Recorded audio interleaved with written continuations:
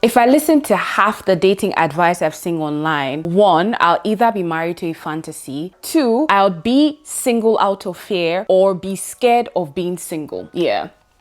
Now, don't get me wrong, right? I know a lot of us are just trying to protect ourselves from this modern dating mess. We're just trying to get clarity on all the new dating rules, the modern dating, the transactional dating.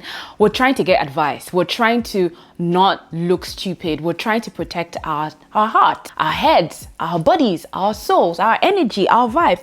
I get that. But can we stop for a moment and talk about how this constant stream of hot takes is actually blocking you from something way more important, something way more powerful, which is your intuition. No one ever stops for a second to think about all the advice and the bombarding of information, what you should do, what you shouldn't do, how that is actually taken away from what you actually feel, what you're actually going through in your situation, what you think, what your heart says, what your mind is telling you. You're trying to know what the latest way of cheating and scandal, the latest way men or women are actually, frolicking on these streets. You take away from your own dating experience because you're so busy chasing validation and chasing what's right and what's not right. What would people consider high value, what people wouldn't consider high value. Your intuition takes a backseat when you're constantly chasing someone's advice or your favorite creators telling you what worked for them and it automatically will work for you. You lose yourself. You date the wrong people, you date for the wrong reasons. It's a whole mess. And I want to talk about it today. I've been promising you guys a dating video,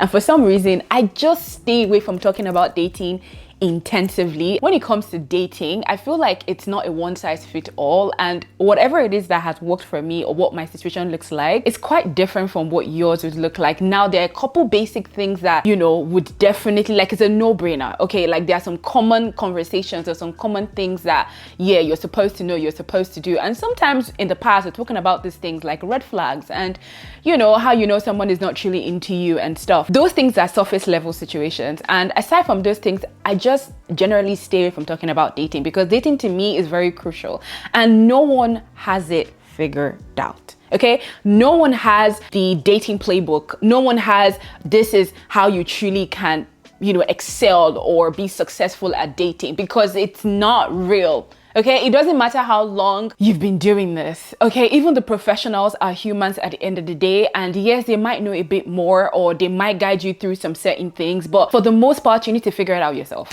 And that's the reason why it's hard for me to really sit here and talk about, this is the one-step guide to this, to that. It's 2 cents. At the end of the day, it's just 2 cents. But nowadays, that's taking a whole different turn. And I want to talk about it. Okay, I want to talk about what dating has turned into, especially from all this, your online dating coach. I don't even know where they get certification from these days, but everyone seems to know a bit more about dating. And that is really scary. If you check your dating world, and I will tell you as well, I will tell you, I am a victim of this, being a victim, still a victim of this.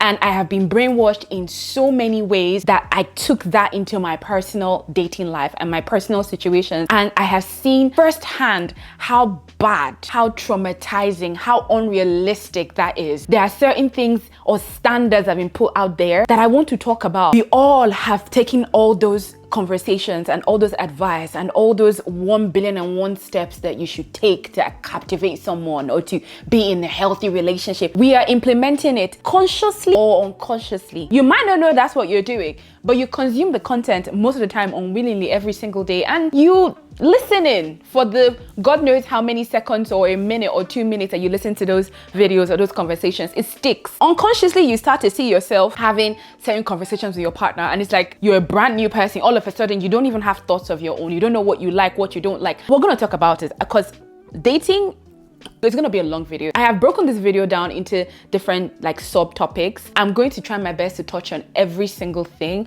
but obviously if I can't, you guys already know I'm going to make a part 2. But before we jump right into the video, if this is the first time you're seeing my beautiful face, yes, the pretty face, hi, welcome to the channel, or welcome back to the channel if you're not new. My name is Lucy. On this channel, I make self-development, self-improvement content. I always say to stay subscribed because we have a good time, and honey, we do have a good time on this channel. Now, I also make content on TikTok and Instagram. I'm going to have them linked below. typically on those platforms, I talk about a lot of lifestyle things. I talk about fragrances because I'm obsessed with fragrances. If you look behind me, I have more than 200 to 300. I don't even know how many hundred bottles I have. I talk about those things on those platforms. If that's interesting for you, I'm going to have everything linked below. Go ahead and follow me. But anyway, now without further ado, let's jump right into the video. I haven't sat down here to create a video in almost 2 weeks or even more than 2 weeks, and it feels so good to be back. Honestly, every time I turn on a camera, I'm reminded instantly why I do what I do and why I love this so much, because I missed it so much. Honestly, I didn't even realize how much I missed it until, you know, I just started setting up and I just felt that rush of happiness and relief, especially because I've been having the most hectic couple of weeks, but God has been faithful. I cannot complain. Now, the first thing I want to talk about is why does dating advice, or most dating advice, is actually harmful. Now, the thing is, most of the advice that you see on internet, most of the ones that you see from your favorite creators are either fear-based, manipulative, or completely detached from reality. There is no in between. It's always all three of it. And I can easily spot those things now. I'll be honest, the old me could not spot the difference. I was just so naive, young, scared of being a fool, scared of, you know, being used, you know, your heart getting broken, all of it. So you're hyper vigilant. You're pretty much looking for ways to protect yourself, to make sure you're doing the right thing, which is not necessarily a bad thing, but it just depends on how you're doing it, who you're collecting the information from,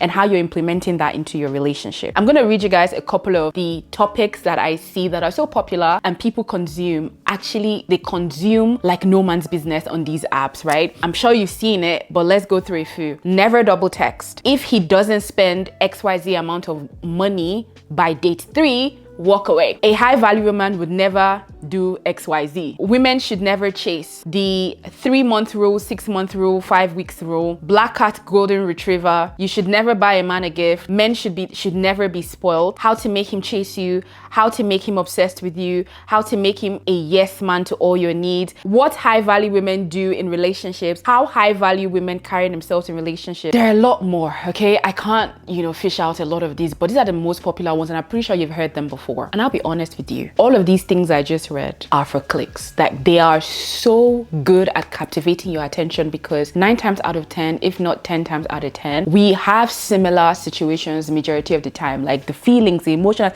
it might not be directly exact when it comes to dating, but the feelings sometimes are the same. You're dealing with, you know, an avoidant partner, a fearful, avoidant, anxious partner. Your relationship is not progressing. Let's say you're dealing with someone who has kids. 9 times out of 10, somebody has the same situation somewhere. The reason why some of these topics are popular is because underneath all of it all, no matter how unique your situation is, which every dating experience is unique, right? All in a way relatable. So it's easier to captivate your attention and get you to click on a video like that. Can get you to consume that content to suit whatever emotional burden that you're having at that time. It is just for clicks. But you know what that does not do, what the content doesn't do, or the advice that is being given to you from those videos, it does not and will never honor your true unique dating story. It is never a representation of what really is happening in your dating world. No matter how relatable it is, no matter how, oh my God, that's exactly how I feel. It is never an actual representation of what your dating life looks like. That is so hard for so many people to understand because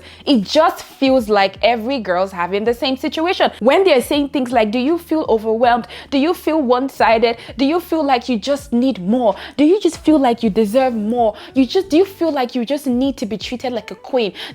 Yes, you might have those emotions, you might have those feelings, and that's the reason why you're drawn to the content. But realistically, the reason they're telling you that your partner is not buying you flowers every week is not really the reason why he's not buying you flowers every week. I'll be honest with you, my girl. I will be so honest with you. It is really not the reason why. And just for a second, let's talk about this flower things and gift thing. Gift giving is an act of love, right? It's a nice gesture that you do for your partner because you care and love them, not because they're a requirement in your relationship. And gift giving shows up in different ways, different capacities in different relationships. It is not the same as what's painted on the internet. On the internet, it's that lavish way of like, you know, there must be roses roses, flowers, like luxury items on birthdays, on special occasions, or just because type flowers, or just because type gifts. Those are thoughtful things, right? But they are not really what make or break your relationship. If your partner is not a flower person, and let me just say this before I continue talking about this. I have fallen victim for that, because generally I love flowers, right? I mean, they're cute, they're nice, but within my heart of deepest of hearts, I do not give a two flying monkey in the tree with honey and bees if someone does not get me flowers, because I don't genuinely care about them as much. I'll be honest, like, even when I get flowers, which I do get flowers, right? They are for that very moment that I feel like, oh my God, it's so cute. But I'm not someone who, would go out of her way to, create a pot or plant something. I'm not that kind of person. So when I receive the flowers, it's a nice gesture. I appreciate it. I love it for the time that I don't really care about it as much. Would I want to get it sometimes? Yes. If I get it spaced out like twice or 3 times a year, does that mean I'm in a bad relationship? Absolutely not, because honestly, I won't forget. Because the internet is so, oh my God, you should like a princess, you should get you weekly subscriptions of flowers. What would I want to do with weekly subscriptions of flowers? I fell into that trap where if a guy didn't do those things, I just didn't think he liked me as much, or he was, the right person for me. Believe me, I fell for it. Like, I want this, I want that, I want this, I want that, until all my demands, I will call them demands, right? Everything I was really wanting, it didn't make sense. I had to stop for a second and be like, okay, do you truly like this? And exactly, like, when I started receiving those things, they didn't really mean anything to me. That's how I knew that I wasn't really asking for the things that I really, really, really wanted. It was like what it should be rather than what truly matters to me in my relationship. That was a turning point for me when I realized that, okay, you know what, Lucy, you need to take a step back from all of these, trying to research, trying to do something different. I can understand trying to spice up your relationship, or trying to understand certain conflict resolution skills or certain conflict patterns. I can understand that, but I'd rather you speak to a therapist, a professional. Like, when I say a professional, an actual professional, or you speak to your mother, speak to your friends. And again, no one will ever give you the perfect advice that would solve the problem in your relationship, because they are not in your relationship with you. So most of these conversations that we have online, do this, don't do that, it's overgeneralization. You don't know it, but that's what it is. Not every man is emotionally unavailable because they, quote unquote, have traits of emotionally unavailable men or people in general. A man could act similarly to what we regard as emotionally unavailable, but that's not what he truly is. Do you know that? Okay. Not every woman has to be stone cold heartless to be a diva. In fact, generally, I don't even think it makes sense. There's this false, cold, mean girl attitude that you're supposed to be perceived as very much mysterious and hard-hearted. You don't have a soul. You're so cold, and then men just are automatically attracted to you. You are magnetic, like you're a man magnet because you're just so mean. That is a lie from the pit of hell. I can tell you that for a fact. If you've ever met men that are actually emotionally stable, men that are ready to be in healthy relationships, they do not fall for all these gimmicks and tricks and all these games of trying to pretend to be mean and cold just because you're trying to be desirable. You're trying to be a respected, high-value woman in a relationship. You're trying to show somebody that you don't care as much so they can care for you more. Those are games. Securely attached people that are actually normal human beings that live in the real world, do not fall for those things, okay? Now, one of the things that people tend to misunderstand or not even look into are attachment styles. It took me a long time to talk about attachment styles, or to really look into them, to know what my attachment style is and how it reflects in my relationship, and also how my partner's attachment style is, how that reflects in our relationship, right? I didn't even think they were a thing, because majority of the surface level, well, kind of in-depth advice I was getting on the internet or looking at on the internet, people that I was actually watching, were not really talking based off of actual actual facts. They were talking based on their own personal experience and how bitter, how hard their hearts were broken and their own unique situation. And in that case, I didn't really think into the actual fact or look into the actual fact. I remember like a couple years ago, an ex-friend of mine was talking to me about attachment styles, and I was looking at her like she was dumb. I didn't think that played a huge role because I was just like, how can you tell me somebody is an avoidant and that's the reason why he doesn't want to talk to you? Nah, he wants to talk to you, but he's just an avoidant and he's scared, and because he has rooted trauma from his childhood where he was dismissed and he has learned to not speak up. Like, I was like, no, he just doesn't like you. Looking into it a couple years down the line, I realized that she was right. She was right. And I wish I actually listened to her at the time. Personally, I'm a fearful avoidant. So I'm an avoidant, and there's a dismissive avoidant. There's an anxious attachment style, and there's also a secure attachment style. Everyone would want to be a secure attachment style. Obviously, we have our past experiences. We were built and raised differently. Some of us had emotional support. Some didn't have emotional support. Some people were really taught how to handle emotions. Some people were not taught how to handle emotions. Some people were shamed for being emotional. Some people were shamed for certain experiences or certain things they did growing up, and it stuck, right? So that shows up in every single area of your life, and that's why your relationships are unique and peculiar. They are typically built around the experiences and the upbringing that you have had in your life, and that cannot be duplicated. And what I find in dating of 2025, everyone wants to duplicate everybody's relationship. Everyone wants to do that, and that's so unrealistic. It's painful to watch because you ruin good relationships because your favorite creator said your man is not doing XYZ and her man is doing it for her, so your man is actually a devil from the pit of hell. That's not true. Learn attachment styles, and when you are learning attachment styles, it starts with you, how you show up in life. That reflects on even how you choose a partner, because if you're an avoidant, you most probably would attract an avoidant as well. Most probably, most likely. And obviously any attachment style can attract any attachment style at the end of the day, but there are specific things that you can do or that you look at that you are drawn to as a human being. That's the reason why you're with the partner that you're with, and you need to work through those things individually.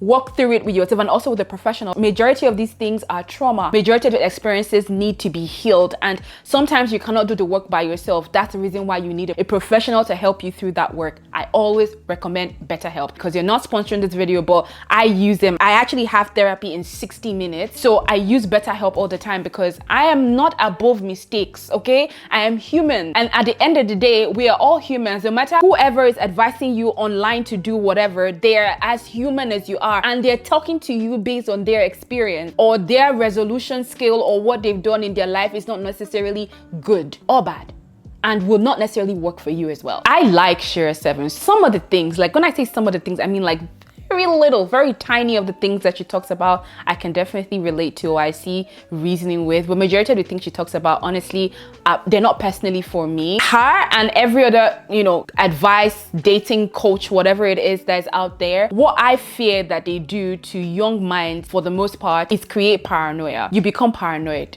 Nothing is wrong in your relationship. You start to look for problems in your relationship. Everyone has forgotten about connecting, like actually connecting with another human being, with their partner. Now, everyone is putting up a show, performing, acting. Nobody's just being. Everyone is just putting up a manipulative skill to control the other person. Everyone is playing a game. It's like toot for tat, bounce back, ping pong. That's what everyone is doing nowadays. And it's so sad to see. No one's talking about genuine connection. Like, you have a problem with someone, actually sit down and fix it. Nowadays, it's so easy for you to discard somebody. It's so easy for you to sit here and say, oh, because XYZ don't do XYZ, or because things doesn't just feel right how it's supposed to feel, because they say the energy that you get from a relationship matters. Matters, yes, but it's not always going to remain the same. That energy and vibe you're talking about is not always going to feel the same. And I'll be honest with you, you're not going to be in love with your partner every single day. You're not going to be in love you will have your moments which can be triggered by so many life events. And that is the reason why you just don't jump ship when the vibe is not vibing, or the energy is not energying, or one person seems a bit distant, one person doesn't seem to be putting in all the effort. Look, life happens, different experience and different circumstance surrounding the person's life could influence so many things. You work through things, you don't jump ship because the vibe is off. Protecting yourself has turned into you playing games and you being a control freak, you being a narcissist, you trying to manipulate another human being to be the one. And if you get your partner the way that they have told you to get your partner, you're living in la la land, like in a fantasy world that you're deceiving yourself. You're not truly happy. And if you check deep down, you truly aren't happy. Second part of this video I want to talk about is how everyone has automatically started outsourcing their intuition. For every situation you face in your dating life, you're always seeking out for advice or running to the internet to get some type of how to deal with what does it mean when he said this? What am I supposed to do in this situation? How do I react in this situation? You're always seeking for advice, and that takes away from what you're truly feeling, what you truly want to do in that very moment. It takes away from your inner voice, your inner thought. You completely stop hearing yourself. You stop hearing your own voice. All you start to do is analyze instead of actually feeling things. I have been in several situations where I sought out for advice, and I'll be honest, I actually was in this boat as everyone else before, right? They would tell you, oh, pull back. What I actually wanted to do was communicate. But because I didn't want to seem like, you know, not a high value woman, not a that girl in the dating situation, you pull back. It's the performance I'm actually talking about. Like, everyone wants to put up a show, a front. Everyone wants to be strong and everyone wants to win. Everybody wants to be ahead of the other person when it comes to dating. So, but what does that do? That sabotages your relationship. That puts you even in a deeper, unrealistic place in your relationship. In fact, you fry the relationship. It was just steaming before. You fry it because your favorite creator told you to pull back away from a relationship that you're supposed to be actively working on and communicating and fixing things in a healthy way. If it's to separate, you separate. If it's to work together as a couple to get whatever phase you guys are going through, you fix it. What you don't realize is you've given so much power to these online coaches and online dating professionals that it creates a version of you that is guarded, always self-protecting, always analytical, always doubtful, always second-guessing. You're never fully present. You're always on a bike, riding. You're always analyzing. You're always picking, criticizing, doing this, doing that, doing this. It is so exhausting. I have been there. Girl, I have been there. I have made a lot of mistakes, and I'm trying to prevent the next girl from making the same mistakes that I have. Because when you try to be so woke in dating, when you try to be so up to date on what's happening in the dating world, you lose yourself. You lose sight of reality. You're never fully present in your relationship. You're never fully aware of what's happening in your relationship because you're trying to keep your relationship or raise your relationship to a standard that society has told you that that's where it should be raised to. You want your relationship to look like what's generally accepted online. So you're trying to mold that. Whatever is in that relationship that is really going on that you should address, you're not addressing it. And sometimes, most times, you lose good partners because of that. Third or fourth thing I want to talk about. I want to talk about like pairings, zodiac pairings, and all these, you know, vibes and energy. Now, I'm going to say this, right? When it comes to astrology, generally, I listen to them. I do. I listen. When it comes to your rising sign, your sun, your moon, your Saturn, your this, that, I know mine. I'm an Aries sun, I'm a Pisces rising, and I'm a Capricorn or a Taurus moon. I know that 100%. When it comes to the compatibility for me, what zodiac says that I'm compatible, signs I'm compatible with. So they always say I'm compatible with fire signs as well. So Leo, Sagittarius, and Aries or Gemini. Have I met a Leo before? Have I seen Sagittarius before? Am I dating any of those? No, I'm not. Do I believe that that's my soulmate and my ultimate life pairing?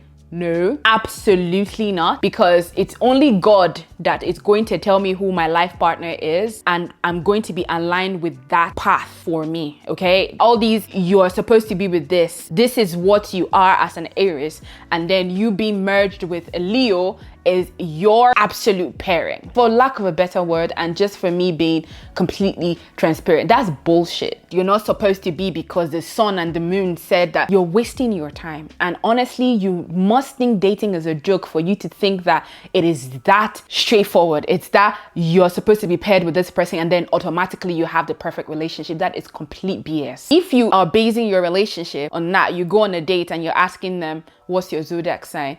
You are not meant to be dating. You're meant to be doing inner work on yourself, like self-development. You're supposed to be maturing, because it's childish to think that you go on a date with somebody and be asking them what their zodiac sign is, sun, moon, rising.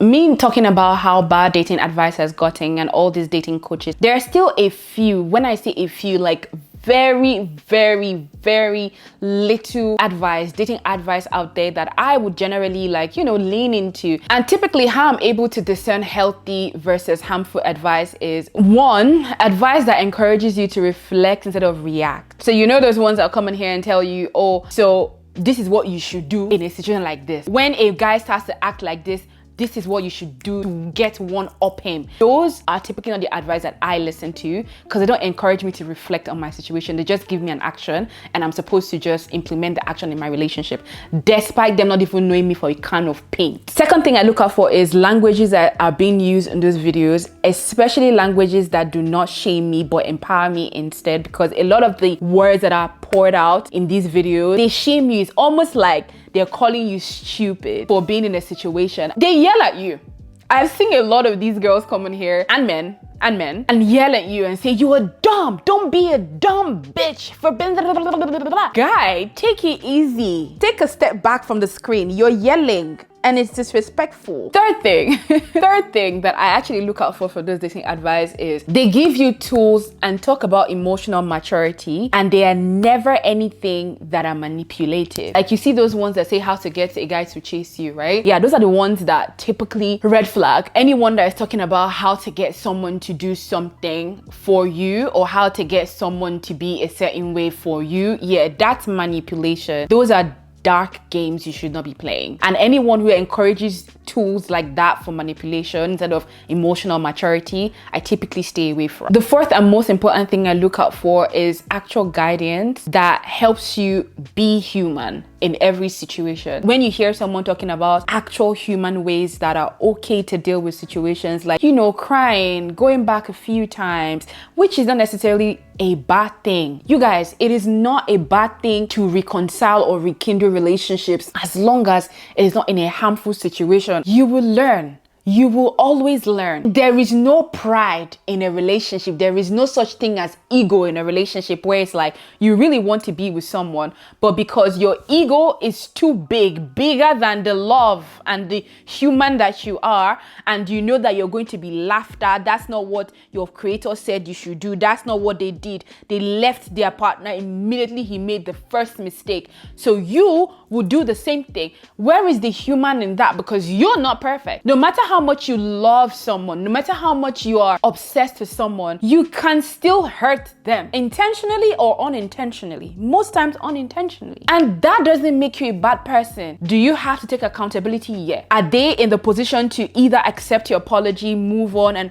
yes. But at the same time, it's a girl, you will hurt somebody, they will hurt you too. It's always you. And this is the thing. When we start to listen to a lot of dating advice and all these, this is what this person did wrong to you, you never really think about the role you play in a situation. You never really think about that because all the advice is pretty much how somebody's doing you dirty, how somebody's dogging you out. But what about what you're doing? What are you doing? That's how I know that that's not the right person to be listening to for dating advice or anything that even comes out from their mouth. 3 major red flags when I hear someone talk about dating or give dating advice. 1, when they say absolutely never do this, do that instead. Who are you? How do you know that that's going to work in my situation? No, you don't. So you shouldn't be giving advice on never do this, do that instead. 2, all those coaches or online professionals, dating professionals that encourage fear or revenge. Those ones that tell you to fear emotions or fear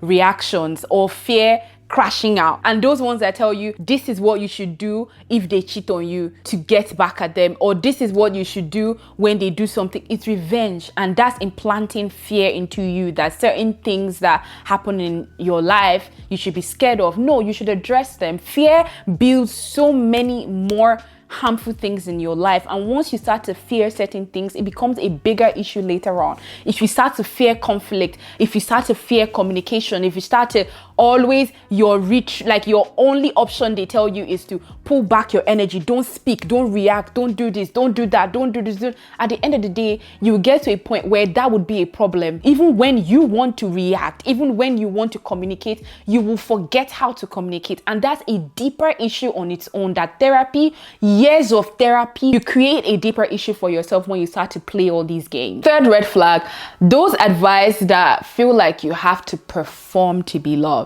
Girl, you don't have to do anything to be loved by someone. You don't have to specifically follow a method or a strategy to be the desired one, or to be chosen, or to be in a relationship. You don't have to do anything. All you have to do is be yourself. God forbid you actually find a partner while you're performing all these games, because I'm so sorry, honey, it's not going to last. You are not a puppet. You are a person. You are a human.